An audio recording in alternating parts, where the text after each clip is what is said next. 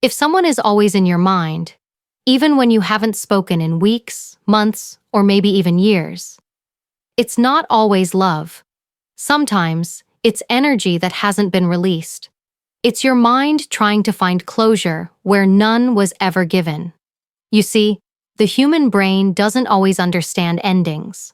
When a relationship, a friendship, or even a simple encounter leaves a strong emotional mark, that energy doesn't just disappear. It lingers. It replays itself. It reappears in moments of quiet, in dreams, in songs, in silence. And we start to wonder, why can't I stop thinking about them? But here's the truth. Most of the time, it's not the person you miss. It's the emotional state they once triggered within you. Maybe they made you feel seen. Maybe they challenged you. Or maybe they hurt you so deeply that your mind is still trying to rewrite that story, to make sense of something that never made sense at all. This is how emotional attachment works. The mind connects powerful feelings with the people who caused them, even when those people are no longer part of your reality. And because the emotion is still alive, your mind keeps them alive too. It's like an echo, fading over time, but repeating until you choose to quiet it. We mistake that repetition for destiny. We think constant thoughts mean deep connection. But psychology says otherwise. The truth is, constant thoughts are often a sign of unresolved emotion. Something within you still wants peace, still wants clarity, still wants to understand, and that's okay. Because awareness, not suppression, is how we break free from mental loops. When you understand that your thoughts aren't calling you toward that person, but calling you back to yourself, you begin to heal. You begin to detach, not with bitterness, but with power. So if someone is always in your mind, pause before you chase the memory. Ask yourself, what within me still needs closure? Because once you answer that, once you face what your mind has been trying to teach you, the obsession fades, and peace finally takes its place. Human attachment is one of the most complex psychological processes we experience. It's not always logical, and it doesn't always make sense, especially when you can't stop thinking about someone who's no longer a part of your life. The mind doesn't simply move on when the heart still remembers. That's because emotional bonds are not created by time, but by intensity. One powerful moment, one deep conversation, or one unforgettable connection can create an imprint that lasts far longer than the relationship itself. When we connect with someone, our brain releases chemicals like dopamine, oxytocin, and serotonin, the very same chemicals that make us feel pleasure, comfort, and safety. These neurochemicals form an emotional signature, a pattern your mind begins to associate with that person. So when they disappear, your brain doesn't understand it as they left. It registers it as a chemical withdrawal. The absence feels like something's missing, not just emotionally, but biologically. That's why thoughts of them keep resurfacing even when you try to let go. It's not weakness. It's wiring.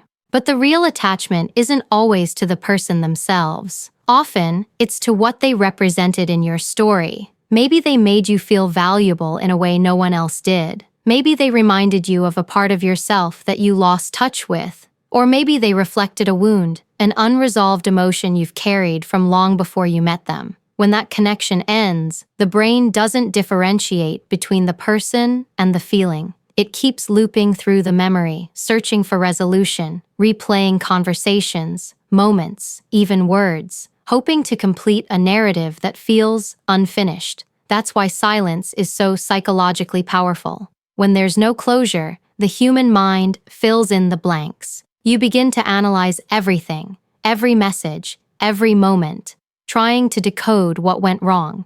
Your thoughts become a detective, but your emotions become the crime scene.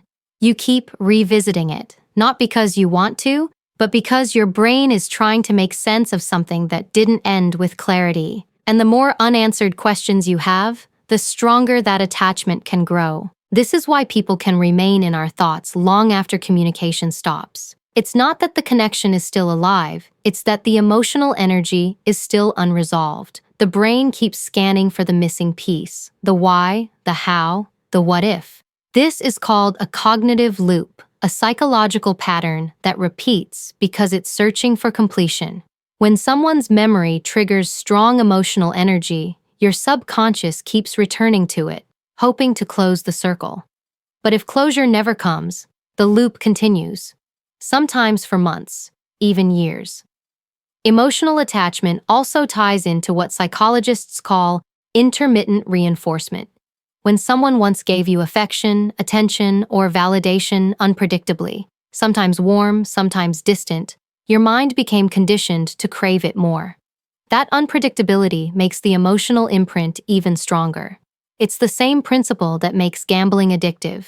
Your brain keeps chasing the high of connection, even when the person is no longer there to provide it. You start to confuse emotional intensity with emotional importance. Just because someone made you feel deeply doesn't mean they were meant to stay. But the mind, driven by the memory of that emotional high, struggles to separate the two. What makes this attachment even more powerful is how memory distorts over time. Our minds don't replay the truth, they replay the feeling. You might forget the details of what was said, but your body remembers how you felt in their presence. That emotional echo lingers, and without conscious awareness, you start to romanticize it. You remember their best moments and overlook the parts that caused pain. It's the mind's way of protecting you from heartbreak by editing the story. But that same protection becomes a trap, because the moment you idealize the memory, you reattach to the illusion instead of the reality. And when you keep thinking about someone who's no longer around, it's not always about them holding power over you. Sometimes, it's about your own energy being tied up in a story that hasn't reached emotional closure. Your subconscious is asking you to finish it, to look deeper at what that connection revealed about you. Did it expose your need for validation? Did it highlight a pattern of chasing people who are unavailable? Did it mirror a wound from your past? These aren't comfortable questions, but they're the ones that lead to growth. Because the truth is, attachment is never just about the other person. It's about what they awaken within us. Every person who crosses our path teaches us something. Some lessons are beautiful, others are painful, but both are powerful. The ones who stay in your thoughts the longest are often the ones who exposed the parts of yourself you've ignored the most. They activated your emotions, and in doing so, they revealed your vulnerabilities, your hopes, your fears, and your desires. That's why their memory feels heavy, because it carries fragments of your own emotional landscape. And until those fragments are acknowledged, the mind keeps calling their name. Not because you need them back, but because you need to understand yourself. You're not haunted by their presence, you're haunted by your reflection in the connection. Once you start to see it that way, the hold begins to loosen. But until then, the thoughts will linger, not as obsession, but as unfinished energy, waiting to be transformed. Just because someone lives in your thoughts doesn't mean they still belong in your life. The mind is powerful. It can create entire worlds out of memory, emotion, and longing. It can convince you that a connection still exists long after it's faded in reality. This is one of the most deceptive tricks of emotional psychology, the illusion of connection. You may think that because you feel them so vividly, they must still be emotionally tied to you in some invisible way. But often, what you're experiencing isn't their presence. It's your own energy, looping through the past, searching for closure, repeating an emotion that once felt alive. When someone leaves your life, there's often no clean break in your emotional system. The absence creates a gap, and your brain, being a meaning-making machine, tries to fill that gap. It starts constructing stories to make sense of the silence. Maybe they're thinking about me too. Maybe we're still connected on a spiritual level.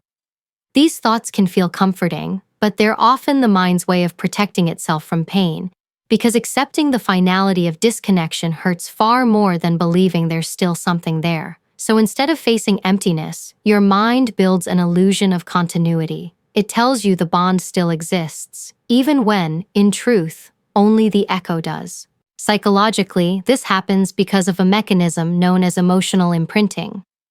When someone once occupied an important emotional role in your life, friend, lover, mentor, even an adversary, they become embedded in your neural pathways. Every thought of them triggers the same chemical response that used to occur when they were physically present. The brain doesn't differentiate between memory and experience. It reacts to both almost identically. That's why remembering someone can make your heart race, your chest tighten, or your stomach drop, as if it's all happening again. The illusion of connection is, at its core, the mind's way of reliving the past in the present tense. Over time, this mental replay can become addictive. The more you think about them, the more your brain reinforces that neural pathway, strengthening the illusion that the connection is real. You start seeing signs everywhere. A song that reminds you of them, a time on the clock that matches their birthday, a phrase that echoes something they once said. It feels like the universe is sending messages. But in reality, your brain is simply filtering for patterns that confirm what it wants to believe. This is called confirmation bias, your subconscious scanning the environment for evidence that validates your emotions. Every time it finds something, it rewards you with a tiny burst of dopamine, the same chemical that made you feel connected to them in the first place. So the illusion deepens and the emotional loop tightens. The illusion of connection can also be intensified by silence. When communication stops, your imagination takes over. You begin to fill in the gaps with assumptions, hopes, or fears. You imagine what they're thinking, what they might be feeling, what they'd say if they were here. In that imagined dialogue, you maintain a version of them that still exists. But this version lives entirely in your mind. It's built from fragments of who they were, stitched together with your own emotions. You're no longer relating to the real person, you're relating to a memory dressed as reality. And the more you feed it, the more alive it feels. What's fascinating and painful is how the brain resists letting go of these illusions. For the subconscious, even a painful attachment can feel safer than emptiness. Because emptiness means starting over. It means rewriting your identity without that person in it. And that's one of the hardest things for the human psyche to do. To detach from a narrative it once defined itself by. You might not even realize it, but the illusion of connection becomes part of your self-concept. You start to believe that holding on means you cared deeply, that remembering them proves the connection was real. But memory isn't proof of connection. It's proof that something once mattered. And sometimes, that's all it is. There's also an element of ego that feeds this illusion. The human mind struggles with rejection and unfinished endings because they challenge our sense of worth. When someone pulls away or disappears, part of us wants to believe there must still be something binding us, because the alternative is admitting that they chose to leave or that a moment we cherished didn't mean as much to them. So we cling to invisible threads, energetic ties, spiritual signs, anything that suggests reciprocity. But often, the only energy flowing in that connection is your own. You're the one keeping it alive by thinking, feeling, and remembering. And that realization, while uncomfortable, is profoundly freeing once you face it. The illusion of connection also thrives in nostalgia. Memory, by nature, edits pain. It softens edges, polishes imperfections, and turns chaos into narrative. You remember how they laughed, how they made you feel seen, how effortlessly things once flowed, and you start to idealize what was. The brain does this to protect you from the emotional shock of loss. But the cost is that you begin to fall in love with the memory itself. You become attached not to the person, but to the version of them your mind has created. A version that no longer exists anywhere but inside you. That's why the attachment feels timeless. You're nurturing an idea, not a reality. This is what makes emotional illusions so difficult to break. They don't operate in logic. They operate in memory and chemistry. They live in the gap between what was real and what is imagined. And unless you become consciously aware of this pattern, your energy keeps flowing towards that mirage, keeping it alive. You may even find yourself checking their social media, revisiting old messages, or replaying conversations in your head, all of which re-energize the illusion. It's like breathing air into an ember that would have gone out if you'd let it. Every thought is a spark, every memory a little more fuel, and before you realize it, you're keeping the fire alive alone. Yet, beneath this illusion, there's something important trying to reveal itself. It's not about the other person. It's about what their absence mirrors within you. The longing, the confusion, the constant mental replay, all of it points to your own unmet emotional needs, your own search for peace, your own desire for resolution. The connection feels external, but its roots are internal. You think you're reaching toward them, but in truth, your mind is reaching toward understanding, trying to reconcile what still feels unfinished inside you. There comes a moment when you realize that the person living in your mind isn't them anymore. It's your own thoughts about them. What you're carrying now isn't the relationship, the memory, or the connection itself. It's the mental weight of constant rumination, the endless cycle of what-ifs and whys. And this is where reclaiming your mental space becomes not just important, but essential. Because the longer you let someone occupy your inner world without presence, the more space they take from your peace, your creativity, your focus, and your emotional freedom. Your mind is the most sacred place you own, and you cannot share it indefinitely with the ghost of someone who no longer chooses to be there. The first step in reclaiming your mental space is awareness. You cannot change what you refuse to see. Begin by simply noticing when your mind drifts toward them, not to judge yourself, but to observe the pattern. Maybe it happens when you're quiet, when you're tired, when you feel lonely, or when something reminds you of the past. These are emotional triggers, and every time you feed them, you reinforce the mental loop. But when you catch the thought as it arises, you regain a moment of power. You become the observer instead of the participant. You stop being pulled into the movie of the past and instead step back to see it for what it is, a memory replaying on its own. That awareness allows you to reclaim your emotional energy. You begin to realize that every thought, every replayed conversation, every daydream about how things could have been is an investment of your most valuable currency, attention. And attention is energy.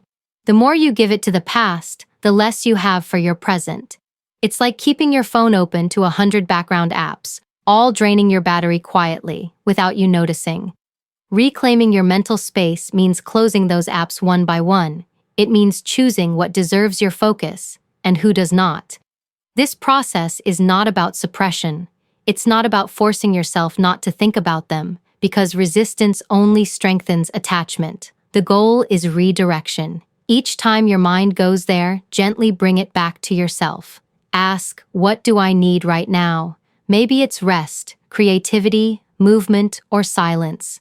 The moment you redirect your thoughts toward nurturing yourself, you take your power back. Because what keeps you stuck is not that the thoughts appear, it's that you keep feeding them with meaning. When you begin to detach from the story, the thoughts lose their grip. Reclaiming your mental space also requires boundaries, not just with others, but with yourself. Boundaries with your own mind are acts of discipline and self-respect. If you find yourself scrolling through their photos, revisiting old messages, or replaying scenarios in your head, stop and ask, what am I seeking right now? Often, it's comfort. The familiar pain of thinking about them feels safer than the uncertainty of moving on. But mental boundaries mean choosing discomfort now for peace later. It's saying, no, I won't reopen that wound today. I've already bled enough. You can't heal if you keep picking at the scar. To reclaim your mental space, you also need to fill it with new meaning. The mind hates a vacuum.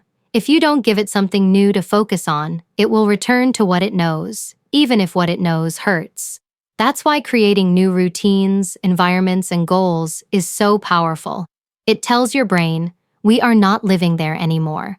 When you invest your energy into something that expands you, a skill, a passion, your physical health, your career, you create new neural pathways that begin to replace the old emotional ones. You're not erasing the past. You're rewiring your mind for presence. There's a quiet power in reclaiming your mornings, your nights, and your solitude. Those are often the times the mind drifts back to what's gone, but you can turn those moments into rituals of self-strengthening. Instead of replaying old messages, write new ones to yourself. Instead of scrolling through memories, breathe into the now. When you start your day centered in self-respect, You remind your subconscious that you're not waiting to be chosen. You're choosing yourself. That shift in internal narrative is subtle but profound. Over time, it redefines how you hold space for anyone in your life, including those who left. The truth is, the people who live rent-free in your head don't stay because they're powerful. They stay because your mind hasn't changed the locks yet. When you begin to reinforce those mental locks, through mindfulness, through redirection, through purpose, they lose their access. You stop inviting them into every quiet moment. You stop giving them a seat in your daily thoughts, and slowly, that silence that once hurt becomes the very thing that heals you. Psychologically, reclaiming your mental space is also about emotional ownership. It's easy to think that someone took your peace, but in truth, you gave them access to it. And because you gave it, you can take it back. You reclaim your peace when you decide that your thoughts belong to you, not to the story your mind keeps replaying. Every time you choose to stay in the present moment, you weaken the emotional charge of the past. Every time you breathe through the urge to revisit what's gone, you strengthen your ability to live in what's now. This is mental fitness, the quiet discipline of protecting your inner world. And here's something most people don't realize. Peace doesn't always arrive as calm. Sometimes it arrives as absence. When you finally stop thinking about them, there's an emptiness that feels strange. Don't mistake that emptiness for loss. It's freedom. It's the space where new energy will grow. That's why reclaiming your mental space isn't about erasing memories or pretending they never mattered. It's about no longer letting those memories define your emotional state. It's about choosing to live fully here, not mentally there. So every time they appear in your thoughts, take it as a signal, not of longing, but of awareness. It's your mind giving you a choice. Stay in the loop or return to yourself. Every time you choose yourself, the loop weakens. Every time you focus inward, the illusion dissolves. And with each passing day, your thoughts begin to quiet, your energy begins to center, and your peace, slowly, steadily, returns home to you. Letting go isn't an event. It's a slow, unseen transformation, the quiet rewiring of your emotional energy. It's not about waking up one morning and realizing you don't care anymore. It's about gradually releasing the invisible grip that someone's memory has on your mind, your body, and your spirit. Because when someone occupies your thoughts for too long, they also occupy your energy. And energy is the most valuable thing you own. It fuels your focus, your creativity, your emotional balance. When it's tied up in the past, you can't fully exist in the present. The energy of letting go is about reclaiming what's been scattered piece by piece until you finally return to yourself. The process begins with recognition. You can't release what you refuse to acknowledge, so you start by becoming aware of where your energy is going. Every time you replay an old conversation, every time you imagine what they might be doing, every time you feel that familiar emotional pull, you're sending a piece of yourself outward. It's like small leaks in your mental armor. You might not notice them individually, but together, they drain you.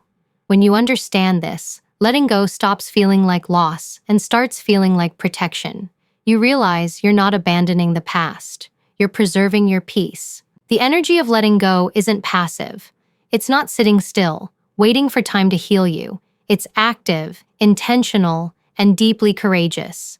It's the moment you decide to stop feeding what no longer feeds you, because attachment is like a cord, and every time you think, feel, or react to that person, you strengthen that cord's current. Letting go doesn't mean cutting it in anger, it means gently unplugging your energy from theirs, withdrawing the power you once gave away so freely. It's learning to exist without needing that connection to feel whole. One of the hardest parts of this process is understanding that closure doesn't always come from the person who hurt you or left. Sometimes it comes from your own acceptance. You may never get the apology, the explanation, or the moment of clarity you wanted. And that has to be enough. Because waiting for someone else to give you peace means giving them control over it. The real closure happens when you stop needing answers to move forward. It's the quiet realization that peace is not found in their words. It's created in your own understanding. Psychologically, letting go involves retraining the brain. When your thoughts have been conditioned to revolve around someone, their absence creates a kind of cognitive vacuum. The brain, uncomfortable with silence, keeps reaching for what it used to know.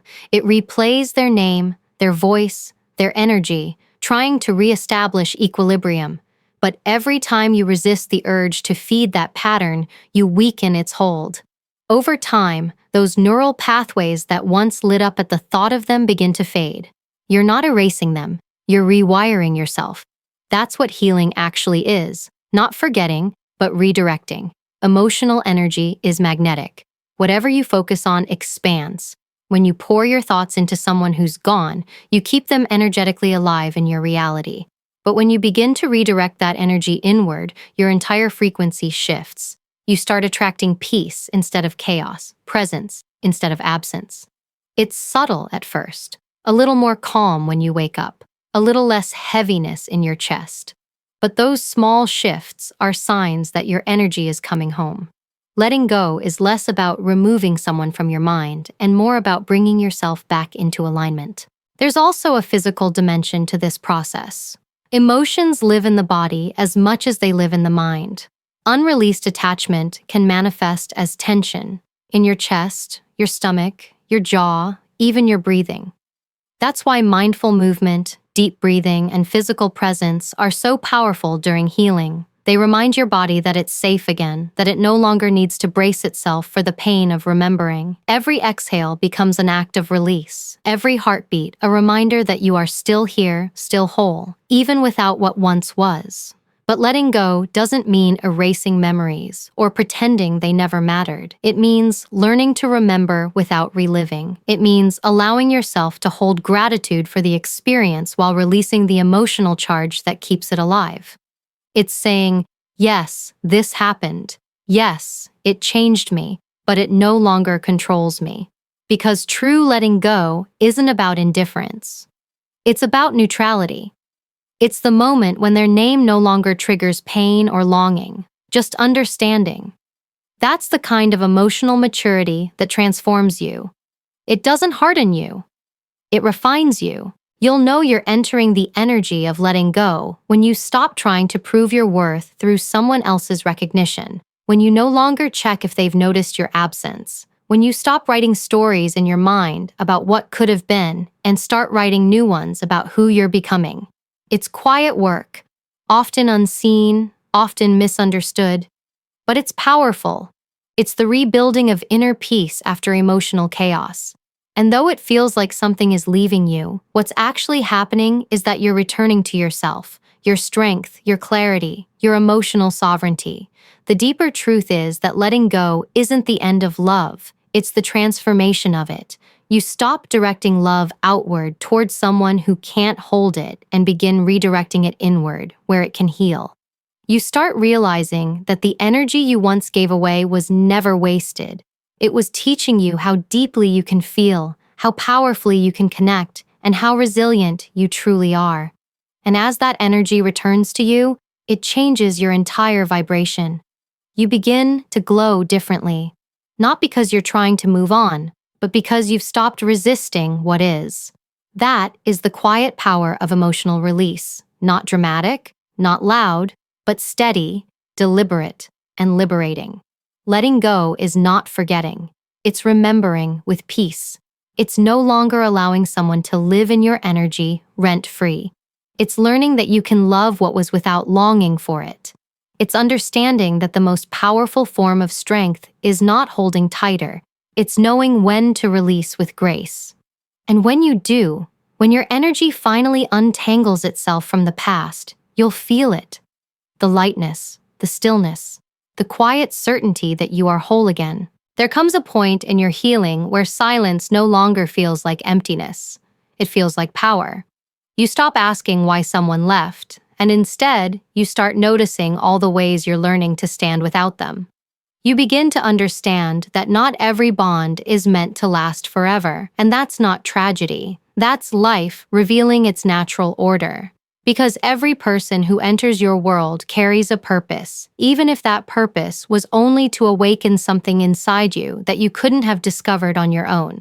When someone occupies your mind long after they're gone, it's not always because you need them. Sometimes it's because their presence was the mirror that helped you see yourself more clearly. We often confuse attachment with meaning. We believe that if we can't stop thinking about someone, it must be a sign of a deeper connection. But sometimes it's just a sign of how deeply we've grown accustomed to giving our energy away. The truth is, not every person who touches your heart is meant to stay. Some are meant to show you how much of yourself you've forgotten. They appear like storms, shaking your emotional foundation, so that when they leave, you finally realize the strength you had to rebuild. And in that rebuilding, you meet the most important person you were always meant to, yourself. If someone's presence lingers in your thoughts, don't rush to erase it. Instead, ask what lesson their memory holds. Because every thought that repeats, every emotion that resurfaces, is trying to tell you something about you. Maybe it's reminding you of a need you've ignored, the need to feel valued, respected, or emotionally safe. Maybe it's revealing a wound that's been waiting for your attention. That's what unresolved energy does. It calls you inward until you finally listen. And when you do, when you turn that curiosity toward your own heart, something profound begins to happen. You stop seeking closure through someone else and start giving it to yourself. You begin to see how peace isn't about forgetting someone. It's about forgiving yourself for holding on for so long.